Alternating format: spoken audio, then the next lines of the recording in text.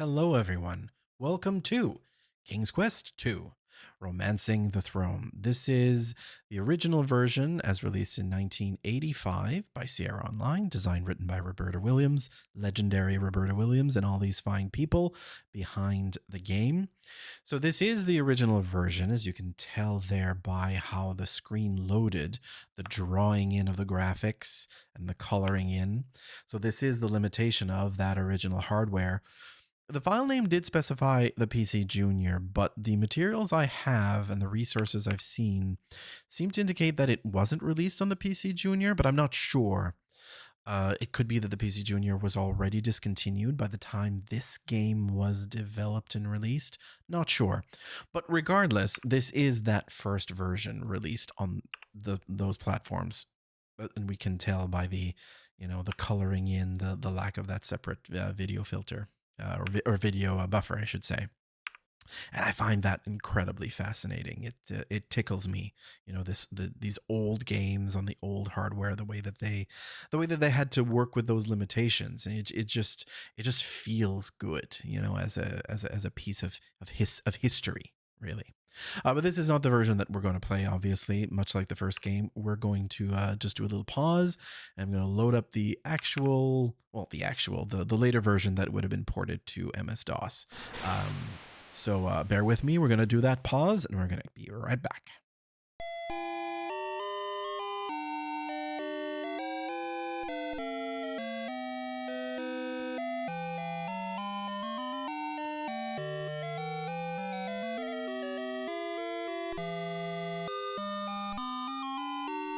The plot of this game it's a continuation of the first game, and it's probably the most trope heavy, the most basic trope, where you have your king who needs to find a queen so that they can have children, so that they would have someone to inherit the throne.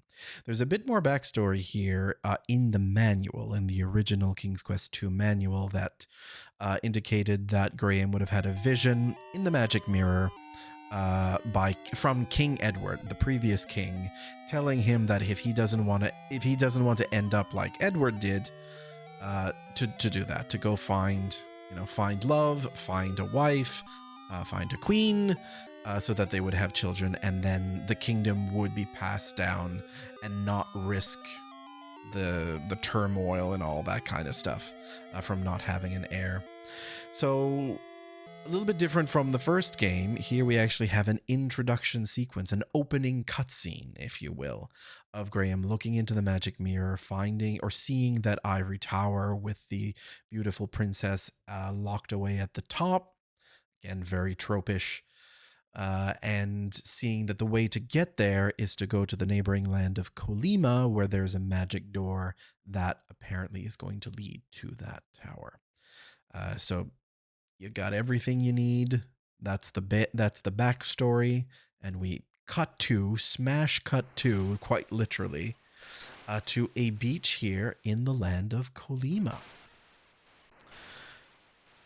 So let's get started here, just to make sure here that I have pertinent information on the side so we don't get too lost. Right. This game has one notable improvement, if we can call it that the individual scenes, when you say look, we actually get a description. In the first game, probably due to limitations of space or they just kind of finding their way through the development of these types of games, you couldn't just say look, you wouldn't get anything back. But here they have specific descriptions for all of the screens, which is fun. So let's go on. We're in Colima, and we're looking for love. You'd think this was a Leisure Suit Larry game. It is not. Oh, one thing that I should do, let's put our speed to fast. Look at this. Look how doubly speedy we are. It's definitely going to help things. Oh, look at this. A nice little cottage. The cozy cottage is located in a thick wood. A patio shades the front entrance, and flowers adorn a window box. We also have a mailbox. Look, mailbox. The mailbox has the words Grandma's House on it. Isn't that lovely? Let's open the mailbox. Even though it's illegal to open other people's mail, that is apparently what Graham thinks he's allowed to do, because he's king and all. Well, he's not king of Colima, he's king of Daventry, but don't worry about it. We're going to get a basket of goodies. Let's take a look at this. There are many good things to eat in the basket of goodies.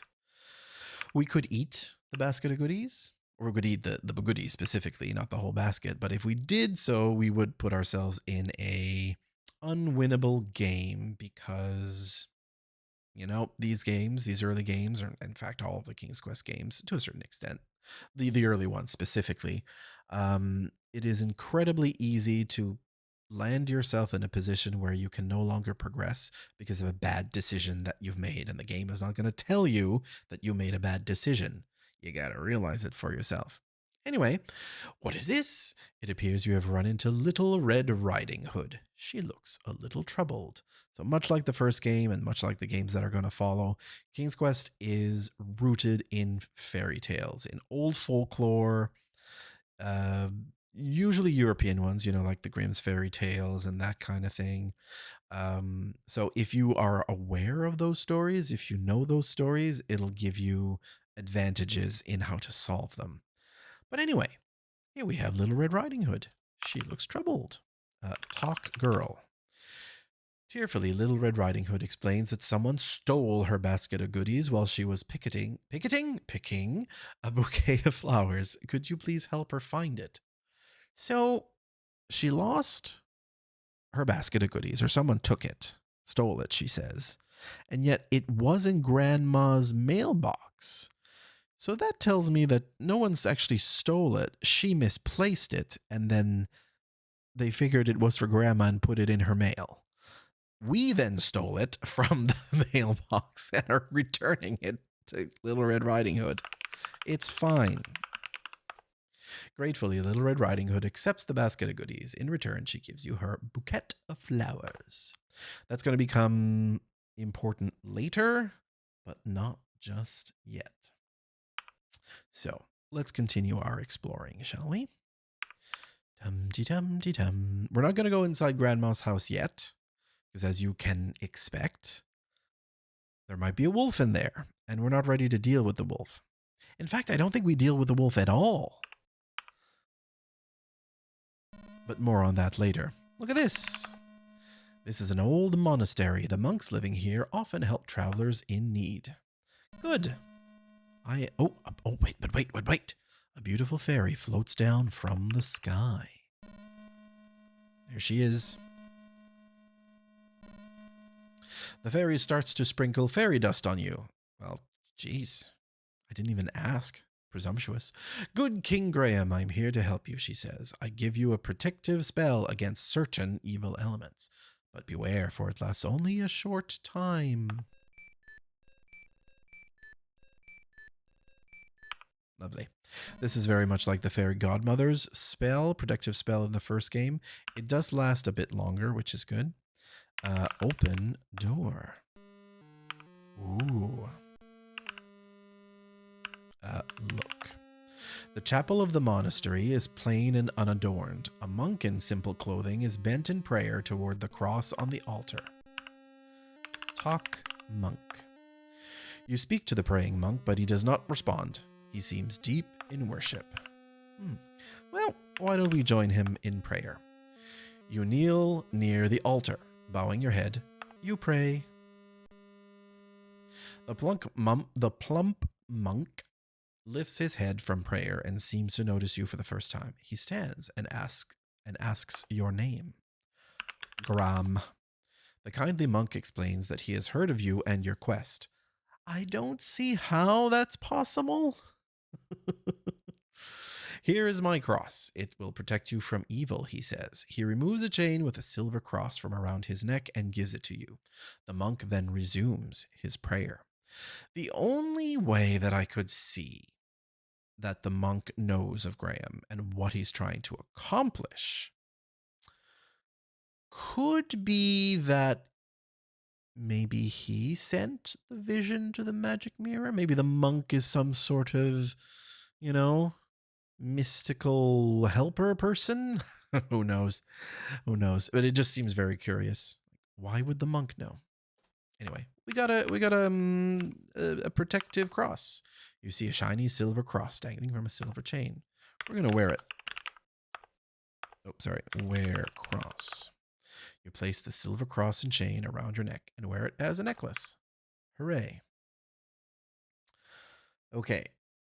So we're going to go around here and look. This is a pretty little pond set amongst the trees. A group of boulders are reflected in the clear water. Now check out this rock. A suspicious hole. There is a glittering diamond and sapphire brooch lying on the ground in the opening between the rocks. When I originally played this as a kid, I think I talked about this during the first game. My first language is French, and I had never heard the word brooch before, right? Could read English, but a lot of the words I never actually heard. So I said brooch. But I think a lot of people actually do read it brooch, because in that same way, it's not a word that you hear. It's a word that you read, and you kind of make up the pronunciation of it. Let's get the brooch. You get the brooch. Let's take a look at it. There it is. The brooch has an enormous sapphire encircled by 2 rows of glittering diamonds. Much like the first game, where in Daventry you randomly found treasures all over the place, here in Kolyma you do also find treasures. They're mostly specifically for points, but thematically you can imagine Graham is collecting them to give to the girl at the top of the tower. Even though we don't actually do that once we find her. Spoilers. But anyway, it's fine. So where do we go from here? I am following, again, sort of a guide here so that we don't, spend too much time wandering about and just gallivanting too much. I almost fell off the cliff. That was bad. Now, this bridge is very much at the center of our adventures, and it is going to be dictating the flow of our quest. Now look at my points. Started at 21, crossing the bridge got to 22. So that's our clue that this bridge is incredibly important. This bridge will also end our game if we're not careful. We can only cross it a maximum of 7 times. In fact, we are going to cross it 7 times to beat the game. An 8th crossing, the bridge breaks and you die. So the reason for that is, we continue along and we find the magic door. You're at the edge of the forest. There's a deep chasm to the west and a towering cliff to the east. Didn't even mention the door. Look, door. This is a magical door. If you can open it, the door will lead you to your heart's desire. There's an inscription on the door. Read door. The inscription reads, "Whosoever chooses to seek the key for this door will undoubtedly make a splash." Oh, good clue. In a bit of a departure from the first game, this one is more linear, and the land of Kolyma also changes depending on which leg of the on which inscription you've read on the door. So until you read the first inscription, you can see my points went up again. Each crossing gives you a point until the 8th time, then you die. But it's fine. So you read an inscription on the door, and then the land begins to change. Now, because I'm on this screen, I want to get something that's in the tree first. Look, tree. There's a sizable hole. Look, hole. When you peek into the hole of the pine tree, you see a mallet. Get mallet. The mallet is not important now. It'll be later on. So talking about the inscriptions, every time you read an inscription, the world kind of changes. Things move places, things activate. Now, this poisonous looking lake here with the suspicious island kind of in that middle of the lake, that's going to become important later. Well, actually, why don't we just take a look at what's there on this screen. Ho, ho, ho. The lake is foul and stinking. It may be poisoned. All vegetation looks dead around it, and there's a desolate island in the middle of the poisoned lake. Look, island. There's a dreary-looking castle on the island. Look, castle. The castle on the island looks dark and forbidding. It is surrounded by thorns and brambles. You wonder who would live there. Indeed. Well, we can't get there, right? We can't get there because there's not time to get there yet. So as I was saying, as you progress, as you read the inscriptions on the door that are going to appear as we move further, the world changes.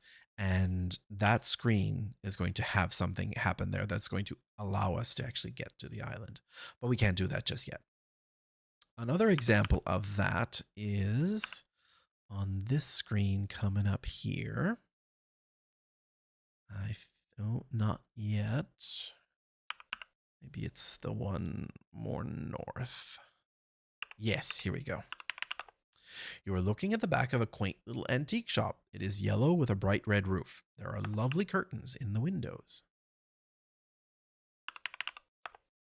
This is a quaint little antique shop. There's a sign in the window. Oh, let's go read the sign. Read sign. The sign says closed. So the antique shop is actually closed. What happens if I knock at the door? Get no reply. And the store is closed. We cannot go in. So this is good. Well, it's a good thing we have the fairy's protective spell. That was amazing. I love that. Poof. So that antique shop is going to be closed until we finish this part. So the first part, the first clue said is going to make a splash. So we need to solve that. And then when you go back to the door, unlock that door and read a second inscription, that's going to kick in motion that part of the land. So the antique shop's going to open, you know, these days, that kind of, progression of the game and state flags and all that kind of stuff, that's kind of expected. But for 1985, this was pretty groundbreaking in terms of storytelling, in terms of game design, it's just all part of that, how games evolved over time. King's Quest in particular, every entry of the King's Quest games, the series, had innovation. The first game was the first 3D animated adventure and possibly even the first game in like kind of full color. Oh, hello. Look, mermaid. The mermaid has long flowing hair covering most of her upper body. The green scales of her fishtail are sparkling like emeralds as she slowly waves it back and forth. She beckons with her hand. Well, she can beckon all she wants. I don't have what she needs. Actually I do, but I don't have everything that I need to solve this. So we're gonna move on ahead and we'll be right back. Oh, here we go. You notice a pretty clamshell lying on the sandy beach. Get clamshell. When you pick up the clamshell, you see that there was a sparkling sapphire and diamond bracelet. Excellent. Okay. Gotta collect all of this jewelry all over the place, because that's going to be important. Thematically, it's important. Again, we don't actually give the girl at the end of the game any of this jewelry. The jewelry does have an actual purpose to solving certain puzzles. Hold on. Look around. You notice a rusty trident lying in the grass. Get trident. You pick it up and carry it with you. Fantastic. So we needed that to go make a splash. So yes, much like the first game, there are different ways of solving different puzzles in this game. Usually you get more points if you solve them in a non-violent way. And in this game specifically, well, actually this happened in the first game as well. If you guess the gnome's name correctly, you get a better approach to a specific space, and you get more points for it anyway. But in this game, all this jewelry that's lying around is usable to solve certain puzzles. I do believe you are able to give that jewelry to the mermaid in order to progress that, but then you're losing points and you're losing that jewelry. Oh, Graham does not know how to swim unless you actually tell him to swim. So I'm actually going to do a save game here because I want to make sure that I'm actually telling the truth here. So talk mermaid. Mermaid does not reply. She gives you a quizzical look and continues waving her fishtail. So I could give, let's say, the bracelet to mermaid. The mermaid gladly takes your treasure. In return, she summons forth from the sea a magic seahorse. Maybe you could ride it. Now, my points are going to go down for that. See, because I lost the treasure. So that's not the optimal solution here. So I'm going to load again. The optimal solution here is to give the flowers to the mermaid. You graciously offer the beautiful bouquet of wildflowers to the mermaid. She loves the flowers. She then summons forth a magic seahorse. Maybe you could ride it. So that is the optimal, the true solution to the puzzle. Ride seahorse. Quick as a flash, it glides under the water with you on its back.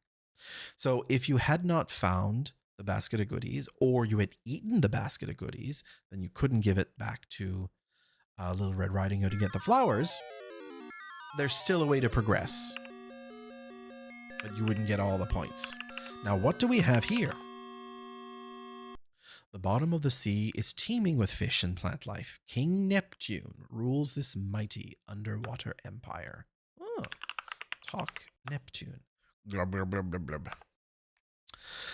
Now, here is where you would really need, I guess, knowledge of the sea, the mythology of the sea, Poseidon, Neptune, the symbol of the sea, to know that you should probably give the trident to Neptune. Reverently, King Neptune accepts his lost trident from you. He gives you lost? How did he lose it? Anyway, he gives you a bottle, then waves the trident in front of the huge clam, which opens and reveals a large golden key. Ooh. Let's get the key, please. Okay. Now, is Neptune going to actually talk to us more? No. Glub, glub, glub, glub, glub. Fine. That's fine, because that's all that we need here.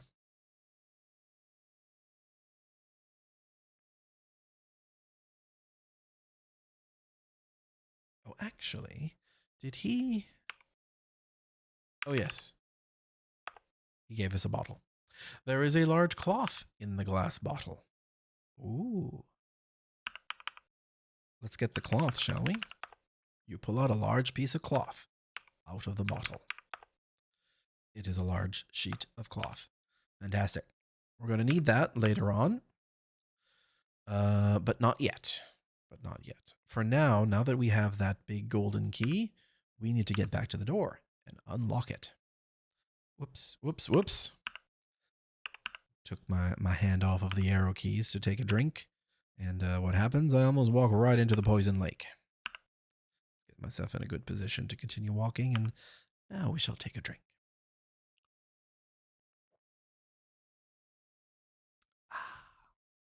Of course, I land right in front of the rock. So this poison lake will come into the story soon enough. You might have guessed that there are three major parts to the story, because there are 3 magic doors. So we got 3 MacGuffins to find, much like the first game where we had to find the 3 treasures. Here we need to find the 3 golden keys to unlock the 3 doors. So I think I can go up from this screen.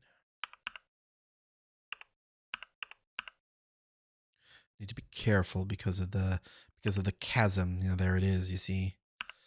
So I can't go north from here because that'll land me right in the drink.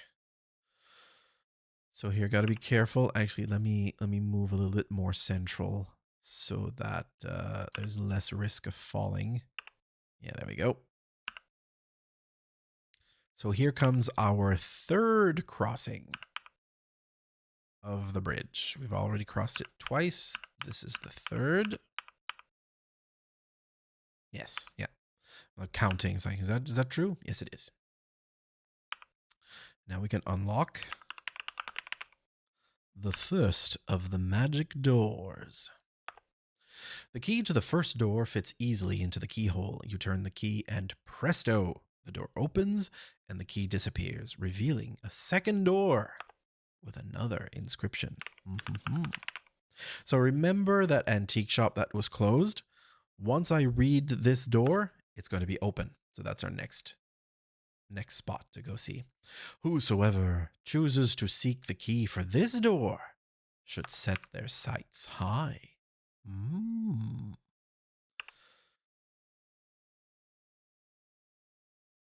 Interesting clue. Although it doesn't really point you in the correct direction very much. That was our fourth crossing. Okay, so from here, gotta make sure that that we don't get lost here, that I don't do too much out of order. Although it wouldn't necessarily matter. Certain things I can get at any time. So for instance, I could go into that house now. Since we're in this screen, you know what? Maybe let's do that. Uh-oh, a dwarf. The dwarf will steal treasures, much like in the first game. Unlike the first game, it's possible to recover the treasures that the dwarf steals. I'm just going to go into his house. This is his house.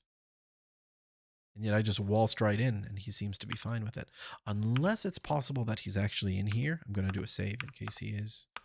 Dwarf house. Nope, it's fine. Look, it seems you've entered the underground home of the little dwarf. It is cozy, with a fire crackling in the hearth. Hearth? A pot of chicken soup bubbling above the fire gives a delicious aroma to the room. There is a trunk tucked away in the corner. Soup, you say? Look, soup. You're not carrying it. Ah, that's a hint. If you look at something on a particular screen and it says you don't have it, that's a hint that you should. Oh, the fire is hot. Okay, fine. But that's a hint that you're able to get it. So you grab the wooden handle of the bubbling pot of chicken soup. You take the pot with you and stuff the pot of soup in your pants. How does that work? Don't worry about it. Look, trunk. The trunk looks old and worn. The hinges are loose. Open trunk. I did it. Look, trunk. Oh, look in trunk. You look inside and notice earrings. So if the dwarf steals those jewelry pieces from you, you can get them back from here. Although I'm not sure if that continuously works. It might just be the first time. But it's the only way to... Lovely. It's the only way to get the earrings. The earrings are here. So now we got them. Excuse me. Okay, so yes, we were supposed to be going to that antique shop, but the owner of the antique shop wants something in particular to trade for something in the antique shop. So I'm just going to bypass a little bit and go directly to where we need to go, which is here. Oh, look, car. He must have gotten lost. I don't think he belongs in this story. It was Batman, y'all. One of the infamous Easter eggs in the King's Quest series. Just Batman is here for some reason, including the theme song. How did they do that? I guess maybe, copyright infringement wasn't that that important. It's more of an homage, isn't it? An Easter egg, a nice little feature. This cave, let's take a look. This forbidding cave is the home of Hagatha, the wicked old hag. There are human skulls on stakes at the entrance. This is not a reassuring sign. In another case of all there in the manual, I think it is specified that Hagatha is the witch who kidnapped that princess and locked her away in that tower.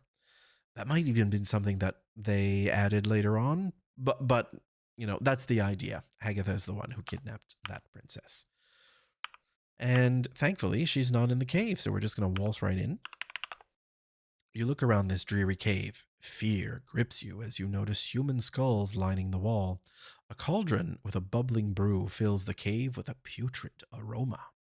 You see a nightingale in a gilded cage. Look, cage.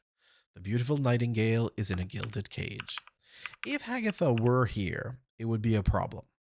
because we need to get this nightingale. If Agatha were here, she would hear the nightingale start singing as soon as you took the cage, and then she would nab you and put you in her cauldron and eat you for supper. So what you're supposed to do is get that cloth from the bottle we got from King Neptune and put cloth on cage. You drape the cloth over the bird cage. Hopefully, this will keep the nightingale quiet. Get cage. Quietly, you pick up the covered bird cage with the nightingale. To your relief, the bird remains silent. We don't really need to do this because Hagatha's not in her cave, but it does give us the points. As you leave the dark cave, you remove the cloth from the cage. The old hag, Hagatha, is nearby. You can hear her cackling and smacking her gums as she comes closer. She would love to have you for dinner, and I don't mean as a guest. Now we have a problem. I don't know from which direction she's going to come from. And I don't think the fairy spell is going to protect me from Hagatha specifically. So this might be a problem. Oh, you have been caught by the hag. Oh, fortunately, you're protected by a magic spell, so she left without harming you. Is she going to poof away? I think she did poof away. It's hard to tell there. Oh, but thank you, fairy spell. Saved us a whole bunch of being annoyed. Ooh, this is the perfect screen to be here because many trees shade your way as you journey through the land of Kolima. Let's take a look here. Log. When you peer into the old hollow log, you see a flashing necklace of diamonds and sapphires. Perfect. You pick it up and carry it with you. What do I have in terms of jewelry? We got the bracelet, we got necklace, we got earrings, we got a brooch.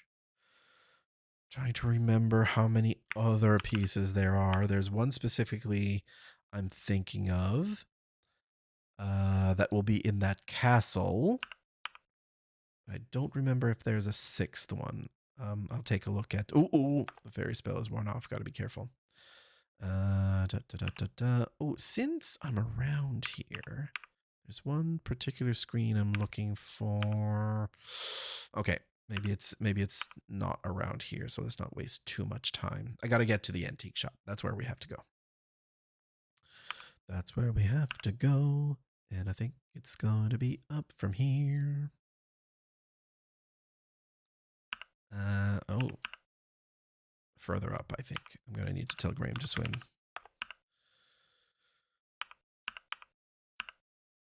Here? No. I really should have a map nearby. That's what I need. Oh my goodness. Wait, am I too far north now? Nope. It's one north again, isn't it? And speaking of maps, that's what you were expected to do when playing these games, is to actually draw a map on paper as you explored the game and write down any specific notes and sites on the particular screens. So if I read the sign now, it should say open. Hooray. So let's open the door. A little old lady in the antique shop says, "How may I help you?" There she is. Talk lady. The little old lady motions toward an old oil lamp. "This is a new item in my shop," she says. "I thought you might be interested in it." I don't know why you just assume, but that's what it is. So this is another way you can solve it in multiple ways. She wants her nightingale, and we can actually find that by saying buy lamp.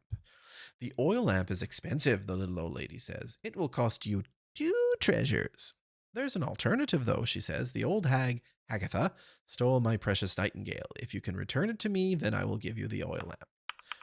In a surprising generosity, the game is actually telling you the 2 solutions. So I could give her 2 of the jewelry, 2 of the treasures that I've got, or I can simply give her the nightingale. Give cage to lady.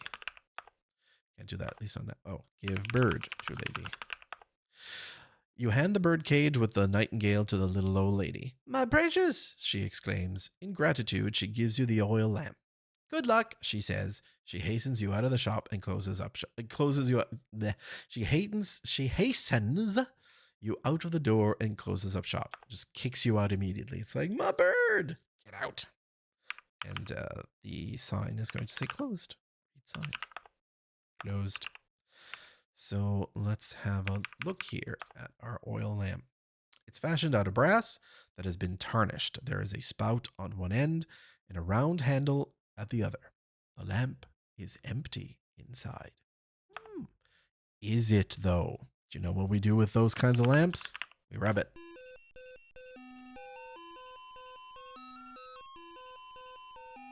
When you rub the tarnished brass lamp, you hear a poof, and a genie appears. Master, he says, I leave a gift for you, a magic carpet. The genie then poofs back into the lamp. Great, we have a magic carpet. Let's rub it again.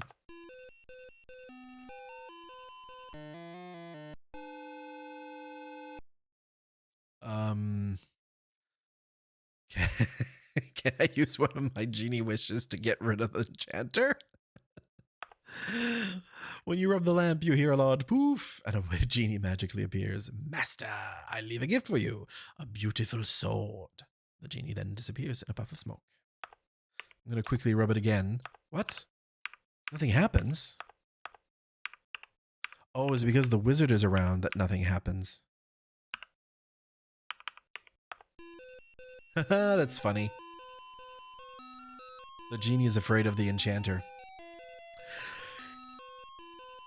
Master, I leave a gift for you, a leather bridle. The genie pops back into the lamp, and oh no, the lamp has disappeared from your hands. 3 wishes, you know. Even though I didn't really wish for anything, the genie just gave me stuff. Let's take a look at what he gave me. The first thing was a bridle. This leather bridle is studded with silver rivets and a silver bit. Okay. Let's take a look at the sword. Where's the sword? Here it is. The shining sword is not incredibly large, but is very sharp. It has a snake carved into the bronze handle. And the magic carpet is a beautifully woven Persian rug with a colorful fringe on the ends. Well, what do we do with a magic carpet? We ride it. Whee!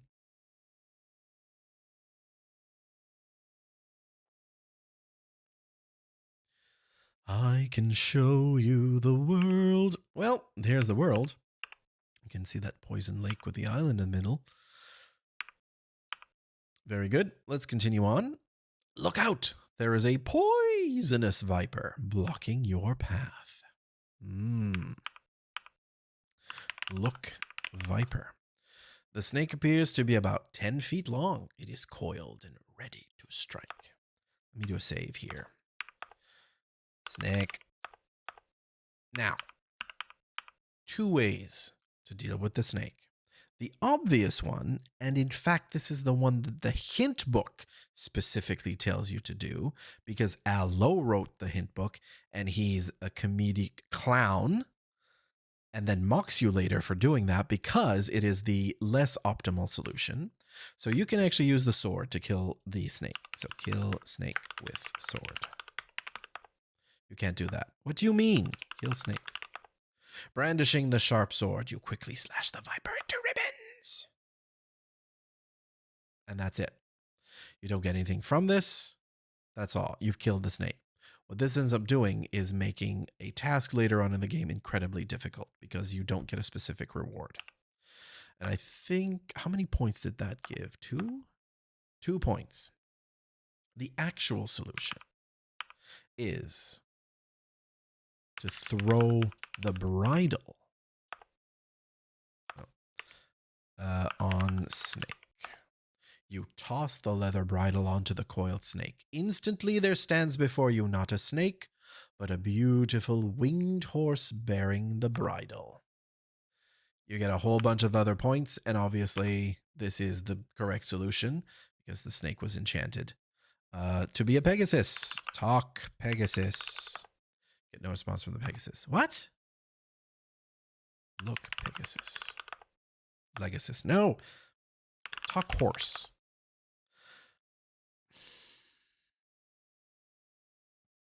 So the game understood Pegasus as being that.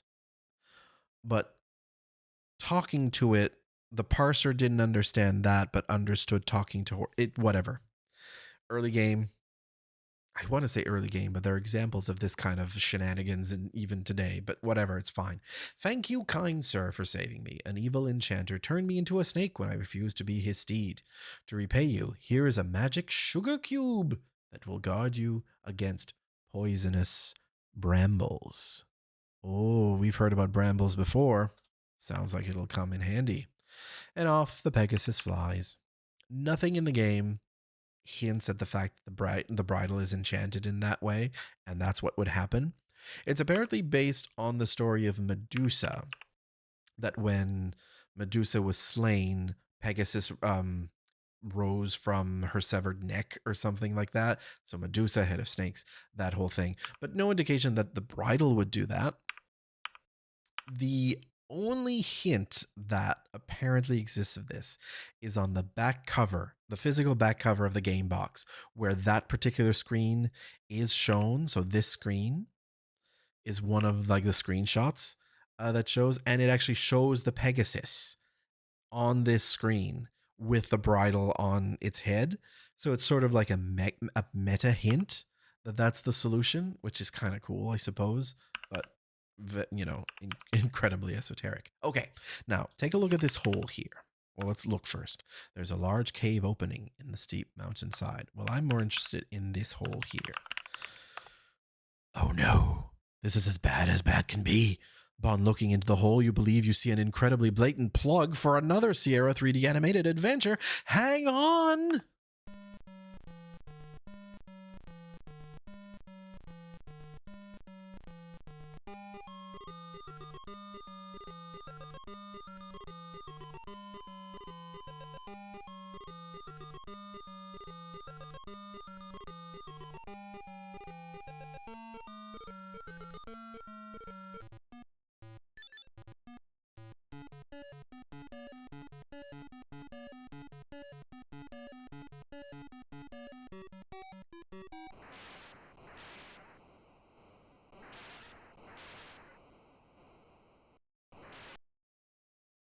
Briefly befuddled by this bizarre event, you brace yourself and continue with the quest before you. Another little Easter egg there. A game trailer for the first Space Quest game. Supposedly, I was reading this on another article. Supposedly, Roberta Williams had no idea that the development team had put that in there.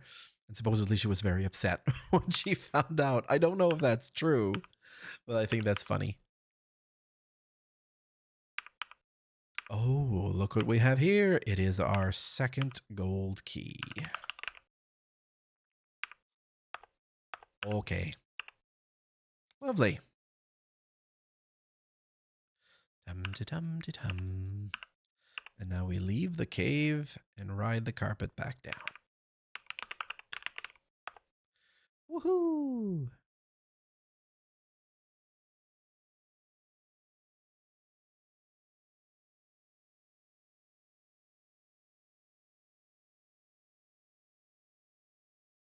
Yay! Well, let's get out of here before the wizard finds us. Actually, I can probably go up. Up's probably faster to get back to the... maybe? Swim. Swim. Oh yeah, because that's going to lead me to the monastery, and I can go straight up to the bridge from here. Yes, yes, yes. Oh! Oh yeah, let's get ourselves a new enchantment. A new protective enchantment. Thank you. Let's move a little bit over to this side. So again, we don't potentially fall to our doom. Would be a bad omen. Fall to our doom. And here we have our 5th crossing of this rickety bridge for 1 point. 2 more crossings left. Every crossing counts. Unlock door. The key to the second door fits easily into the keyhole. You turn the key and shazam! The door opens, and the second gold key disappears, revealing a third door with yet another inscription. Read door. Whosoever chooses to seek the last key must have a stout heart. That's not much of a hint, to be honest, but it is going to open up the way to getting the final key. It is relevant to the final key. It's just not very helpful in getting you there, if you know what I mean. Now, there are some things we need to do before we actually go to the place that we're going to. And you probably have guessed, I would say, that we're going to that spooky castle on the island in the middle of the poisoned lake.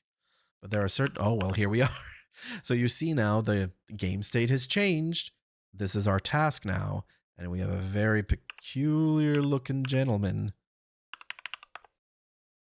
A lone figure. So look figure. Don't understand figure. Look person. Look man. The shrouded ghoul looks very frightening. His hands are little more than claws, and his face is completely hidden inside the hood of the shroud. He is standing in a small boat. I'm going to do a save here. Ghoul. What happens if I try to get into the boat now? Get in boat. The spooky fiend holds out a bony claw as if in request for a payment of some kind. Oh. Would he accept the jewelry? Give, let's say, the bracelet to Ghoul. Oops. Give bracelet to man. Takes your treasure silently, gestures toward the boat. Okay. So you can do that. Interesting. So those treasures are basically there as like shortcuts. You won't get maximum points, but that's the way to speedrun your way through the game without solving any of the puzzles. That's funny. That is funny. Whoops, whoops, whoops, whoops, whoops. Swim, swim, swim, swim, swim. There's a particular screen that I'm looking for. I'm not sure where it is. That has an important item. And here we are. Look, there is a stake leaning against a tree. Do y'all see what's going on? Do y'all see where we're going? I almost wrote steak as in S-T-E-K-K, as in the food, as in a tasty, juicy steak. Oh, it was right on the, it was on close to the beach. Interesting. Right. Where else do we need to go? We need to go now to where close to where we started, which is up to the north here. I might as well get in the water and swim. Oh, do you know what I just realized? There's actually a shortcut for swimming. I forgot about it. If I actually go to the help, yeah, we get some shortcuts, and equal is actually a shortcut to swim. Isn't that fun? Fun. Right, so we need to go to Grandma's house now. She's got something for us. But we need to be careful because we don't want to get eaten by the wolf. So let's do a save. Grandma. Knock door. You knock loudly on the door and hear a muffled, "Come in." Can I look in through the window? Look in window. You can see inside when you look through the window. It's hard to see any detail though. Okay. So it's a random chance when I open the door and go in if it's the wolf or if it's Grandma. It's Grandma. Okay, fine. Which does also kind of force the question of how can it be either the wolf or either Grandma? Is Grandma a werewolf? Does she randomly become the wolf? There's so much implication here. So hold on. You'll see what I mean. Look, this is the home of Grandma. It is comfortably furnished. Frilly curtains cover the windows. Flowers are in vases. Grandma is lying on a brass bed in a cloud of pillows and coverlets. Talk, Grandma. Grandma is very weak. Her voice wavers as she says, "Good day, kind sir. I would like to offer you a cup of tea, but as you can see, I'm ailing." Would be nice if you could give me something hot to eat, like soup. That's what you're supposed to do. You're supposed to give her the hot chicken soup from the dwarf, which has kept hot in your pants. Don't worry about it. Give soup to Grandma. You feed the hot chicken soup to ailing Grandma. I feel much better, she says. In return for your kindness, I have something for you. Look under the bed. What are you talking about? Look under bed. You drop to your hands and knees and peer under the bed. A large ruby ring and a black cloak are hidden there. You take them into your possession. Why does Grandma have... Look, okay, look at what the cloak looks like. Where is it? Black cloak. Look at this. The black cloak would better fit a man taller than you. Red satin lines the inside. Why does Grandma have a vampire cloak? What's going on? Is she a werewolf? Is she part of this situation? There are many questions, Grandma. I don't think you're just a little helpless old little grandmother. There's some things going on here. It's very suspicious. It's incredibly suspicious. Later in the series, in Game 6, Air Today, Gone Tomorrow, we learn of something called the Black Cloak Society. And we learn that some prominent villains of the series are part of that Black Cloak Society. And fan sort of headcanon, because this has not been officially confirmed, but it would make sense that it is likely that Hagatha of this game is actually part of that Black Cloak Society. It is highly likely that the person that we're about to meet in the castle is part of the Black Cloak Society. Let's not beat around the bush. It's Dracula. There's no sense in trying to delay this revelation. We're going to meet Count Dracula, and it is entirely likely that he's part of the Black Cloak Society as well.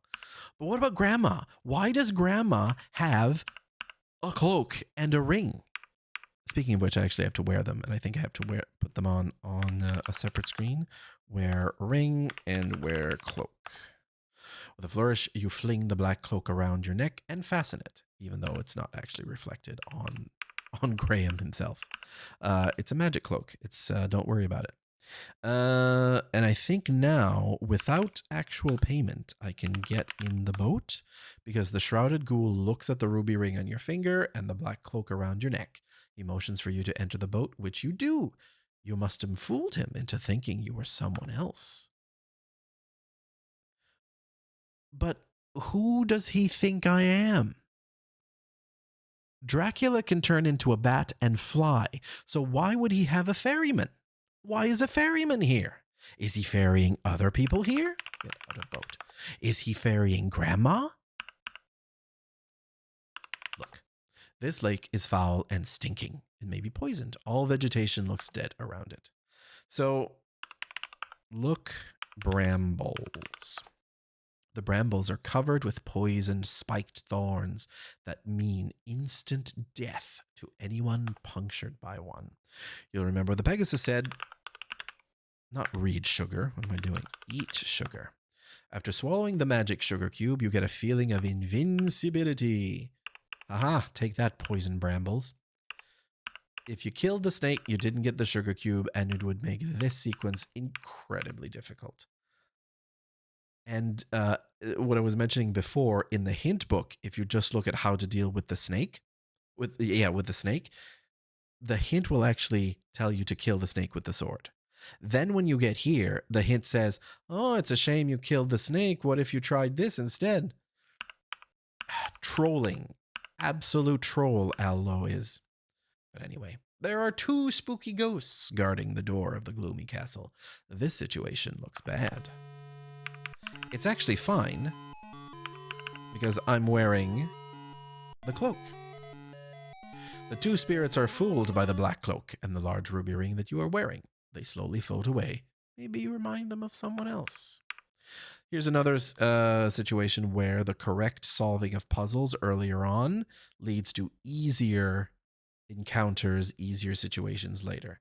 Because if I just paid treasures to cross the moat, I could have gotten there and the ghost could have killed me if I wasn't wearing the cloak. Okay, we're gonna open the door. But first, let's take a look. Let's take a look. The castle looks cold and forbidding. 2 dark towers rise on either side of it. The castle is surrounded by deadly thorns and brambles.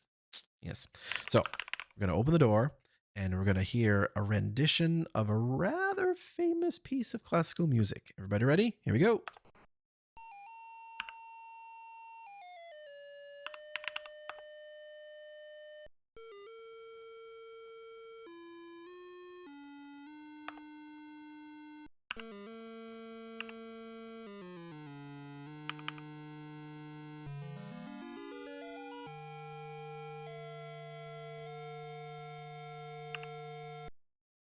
Little toccata in fugue. Is that what it's called? Toccata in fugue in D minor?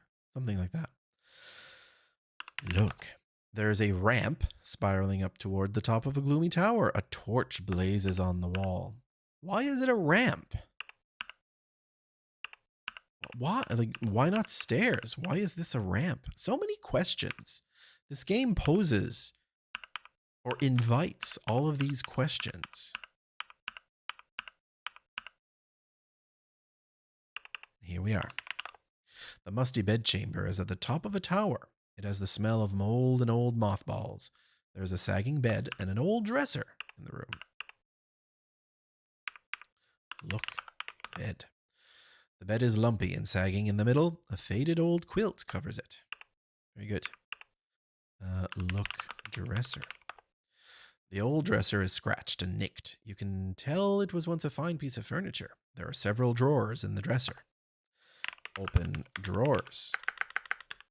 You would think is the thing to say. I don't understand drawers. You have to open the dresser. There's a candle lying in the drawer of the old dresser. It uses drawer. It knows what a drawer is. Till I ask it to do something with drawer. Get candle. You pick it up and carry it with you. Hooray. So, we've got what we need from here. So now we need to go back down. I'm going to do a save here. Just, a rolling save just in case we reach into badness. Because this is a typical Sierra treacherous stairway spiral rail situation. Now, I also need to light the candle by using the torch.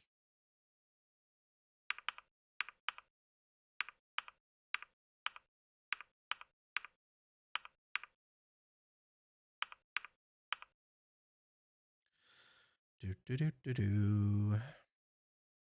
we're going to explore the rest of the castle. This is the dingy dining room of the drafty old castle. Ants crawl among old bits of food. Dust covers a dilapidated tabletop. But a delicious-looking smoked ham is on the table. Why is there a ham on the table when everything else is covered in dust and ants? Doesn't make any sense. It's fine. We could go up there, and that leads to the other tower, but there's nothing we can do there yet because we need something from over here in the basement. These stairs are narrow and slippery. Both sides slope away precipitously. A foul stench wafts up to you from the gloomy darkness into which the stairs descend. Let's do a save game here because it is possible now to die by falling off the stairs. This is your traditional diagonal movement that you couldn't do in the past in these games. So you had to just do side to side. And we have some rats. Some rats here. Okay. Now we do another save because the next room is where all the action's going to happen. So here we go. Look. There is a beautiful ornate coffin to one side of this dreadful room. Dust is everywhere. Cobwebs fill the corners, and a sickly odor permeates the air. Now, the coffin is open, which is not what we want. We want the coffin to be closed. Because here we go, we want to meet whoever's inside. Look, coffin. The lid of the beautifully carved coffin is closed. I'm actually going to do another save here. Open coffin. With trepidation, you lift the heavy lid of the beautifully carved coffin. Your heart beats wildly when you see a vampire lying asleep within it. It must be Count Dracula. Why it must be? Does Graham know about Count Dracula? Why does Count Dracula live in Colima? It's fine. Don't worry about it. There he is. Look, Dracula. Count Dracula is tall and elegantly dressed with a black cloak wrapped around him. His face and hands are chalk white. His lips are blood red. Okay, so I need to quickly type in the next command before he wakes up. No! Count Dracula is awake. Run before it's too late. You are caught in Dracula's grasp. Saliva drips off the end of his sharp fangs. Suddenly, he is aware of the silver cross you are wearing around your neck. Count Dracula is terrified of the cross. He turns into a bat and flies away. See what I mean? He can turn into a bat and fly. So why is there a ferryman who ferries people for treasure? Right? There's something going on. I personally think it's that Black Cloak Society, right? It's something's going on with that. But that's all headcanon, of course. Okay, we need to be really quick. Open coffin. Count Dracula. Kill Dracula. Bonk, bonk, bonk, bonk, bonk. You place the pointed stake on Count Dracula's chest. Quickly, using the mallet, you pound the stake through his heart. Dracula disintegrates into a pile of dust. A small silver key is left behind in the coffin. Ooh. Okay. The thing is, that silver key is not what we need to open the third door. Look, coffin. Trembling with fear, you peer into the ornate coffin. Finding it unoccupied, you see the interior is lined with a shiny red satin. A red satin pillow lies at one end. Oh, get pillow. You remove the shiny red pillow from the coffin. Lo and behold, a large gold key was under the pillow. So that's what we need. We need that gold key. Right, so now we have everything here. So the gold key is for the last door. But what's the silver key for? Well, you will remember there is one tower we didn't go up yet. We will go do that now. I'm going to do a save game here so I don't fall to my death. Whoops. The screen transitions can take you by surprise, and if you're not careful, you could go careening to your death, particularly in these treacherous stairway screens. Oh, I should have mentioned that when I lit the candle, that's what allowed me to see down in the basement. If I didn't have the lit candle, it would have been completely dark. Would not been able to see where I went. And I think if you try to proceed, the game will say, "Oh, you died in some way." Okay, this is actually quite precarious. I'm gonna say tower, stairs, or just tower, and bring our speed down to normal because this is, you can see, it's especially precarious. There we go. There we go. There is not much here at the top of the tower, but an aging chest against the wall. It's the same chest or trunk that the dwarf had. Look, chest. The dusty old chest is closed. Open chest. It's locked. Unlock chest. With hands trembling, you fit the silver little key into the lock. Slowly you turn it until you hear a click. The old chest is now unlocked. Hooray. Open chest. With a creak and a groan, the old lid opens, dragging cobwebs behind it. I don't know if that was the word. Anyway, looking into the interior of the musty chest, you see a dazzling diamond and sapphire tiara. You pick it up and carry it with you. Look, tiara. The tiara is stunning. It is encrusted with diamonds from the back to the front, progressively getting larger. The center stone in the front is a dazzling sapphire. Hooray. So that makes 5 pieces of jewelry. I need to see, is that all the jewelry? It is, I think. Yes. We are now ready for the end game because we have the 3rd key, we have all the jewelry, we have all the things we need. Just do a quick save here. Very carefully. I think if I fall from here, it's not death. The rule, I think, is if you fall across screens, that's death. But if you fall within a screen, you're safe. But let's not necessarily test that theory. Let's start moving fast and let's make our way to the bridge. What is this thing? Is these just like shelves? I'm pretty sure when I first placed the game, I thought that was like a big ladder or something. Look shelves. I just want to see. Don't understand shelf. Look wall. Don't understand wall. Fine. Let's carry on then.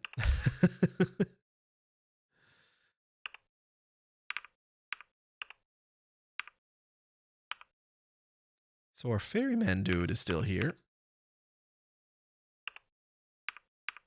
Get in boat. You climb into the decrepit rowboat, and the shrouded fiend paddles across the toxic lake to the shore. Hooray. Now I think if I leave and come back, yeah, he's gone. He's gone. If you'd missed the tiara, you wouldn't be able to get back. But we don't need to. We got everything we need, so let's get back to... Oh, I need to be in the water, of course. Oh, yeah, and I keep forgetting about the shortcut, the keyboard shortcut.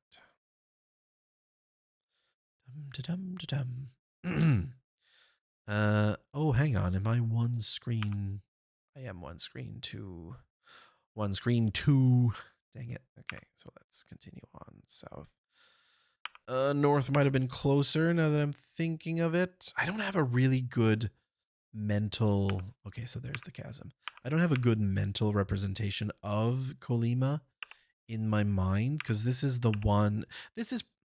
So let's talk about this. This game, King's Quest 2, is... That was close. That was so close. Yes, as I was saying, King's Quest 2 is probably my least favorite of the series. Of the 7, I should say, because there's a certain one that I don't count as part of the series. I am going to play Mask of Eternity once we get there, mostly just to remind myself on how much I hated that game when I played it the first time.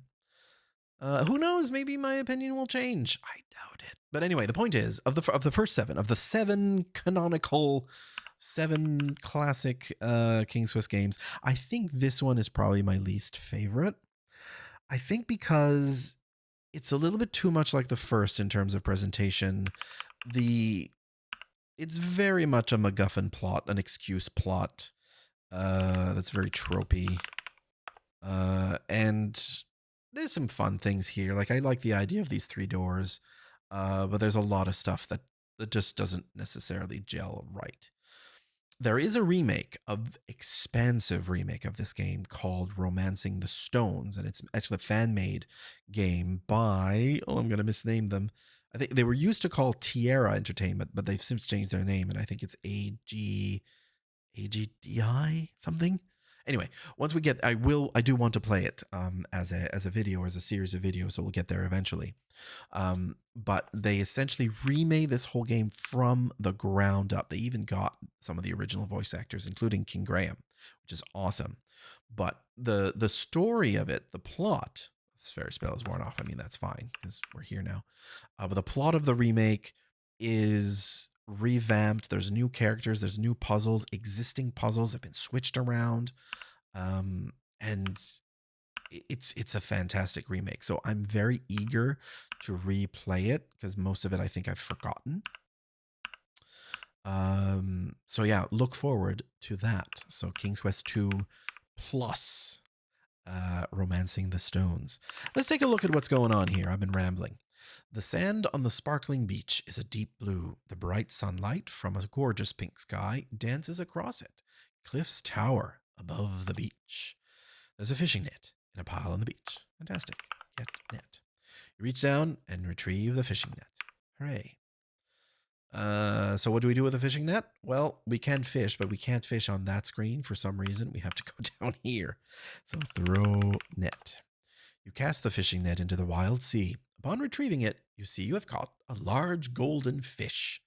It falls from the net and flops helplessly on the beach. Oh no. Get fish.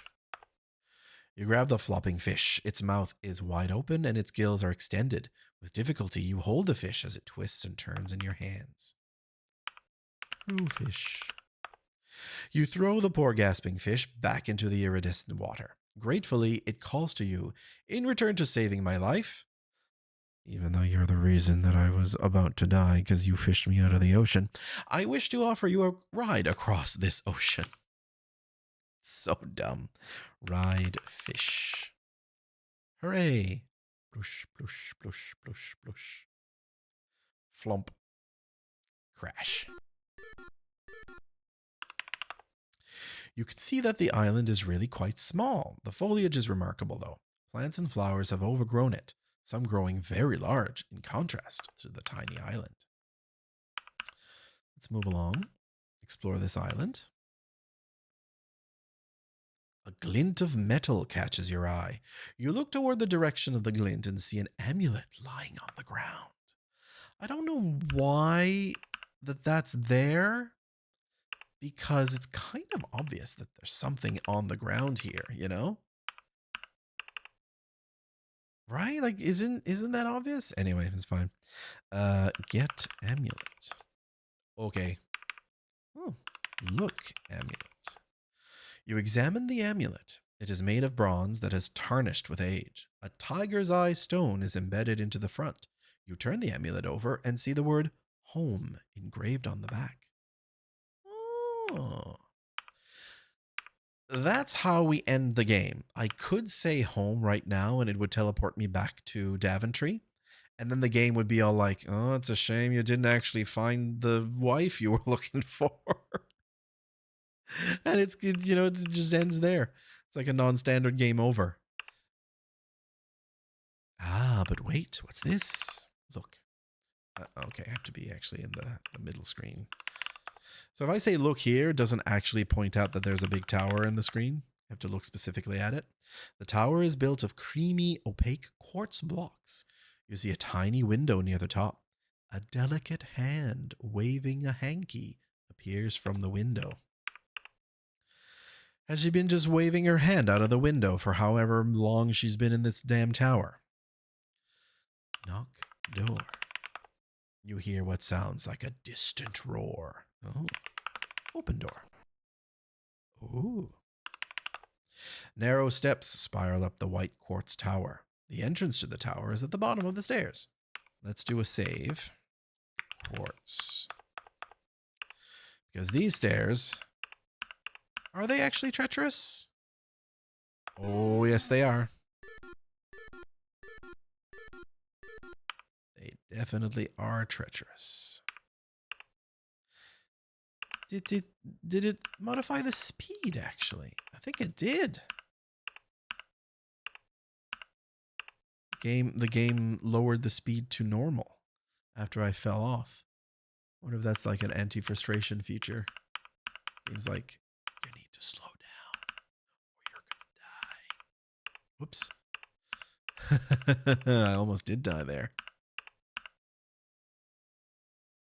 So absolutely, if I fell from here, I would die. So let's do a save. It's important to always be saving. Whoops. Be careful. There's a huge lion with dripping fangs at the top of the stairs. He has a hungry look in his eye. Another puzzle that has two solutions. I can kill the lion with a sword, but that's very violent. Would not get as many points. In fact, I might even lose points if I did that. But he's hungry, isn't he? And I do have some food. Give ham. Hungrily, the lion gobbles down the smoked ham and then falls asleep. Perfect. I don't know what the lion's going to do when I leave here. Like, who's going to feed him now? And the girl's going to be gone because I saved her. Don't worry about it. You have found her, the girl from the magic mirror. She is even more beautiful than you had imagined. Ah, look, girl. She is even more lovely than she appeared in the mirror. Her long auburn hair tumbles in luscious waves down her back. She has the bluest eyes you've ever seen and soft, creamy skin. Lies. First of all, her skin is bright pink. It's like it's salmon. Like her skin is salmon colored. But anyway, it's fine. Actually, it's the same color as my shirt, I think. That's not right. Although her dress is the same color as my pants. That's something. Talk girl. My name is Valanice. What is your name? Graham. Oh, Graham, I'm forever grateful to you. Hooray. Well, what do you do when you save a girl from a tower? You kiss the girl. Everybody hold on this. You tentatively embrace the beautiful girl. Your lips meet hers, and you are both in ecstasy. Do we want to tone it down here? Just take it easy.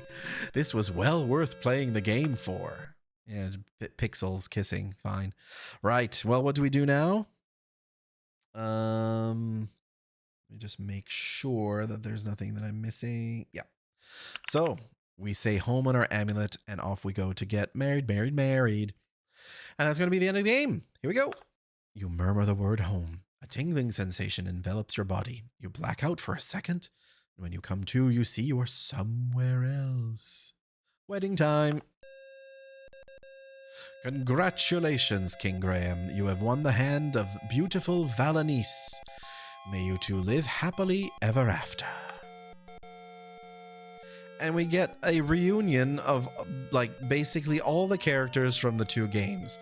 We got the Leprechaun King and the Fairy Godmother and the Giant here from the first game. And we have Hagatha. She's the one who kidnapped Valanice in the first place, so why is she here? It's fine. No one needs to care. And also Dracula. Sitting with Hagatha? Grandma's here. Oh, and the wolf is here. So Grandma and the wolf are separate. They're not the same. But this also raises a bunch more questions. Let's just skate on right by. Just don't worry about it. Yay.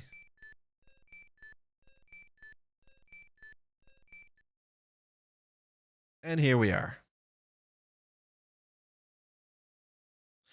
If you enjoyed this game, please ask your dealer about the availability of King's Quest 3. To err is human, to really foul things up takes a computer. As true then as it is now. Thank you from the King's Quest development team.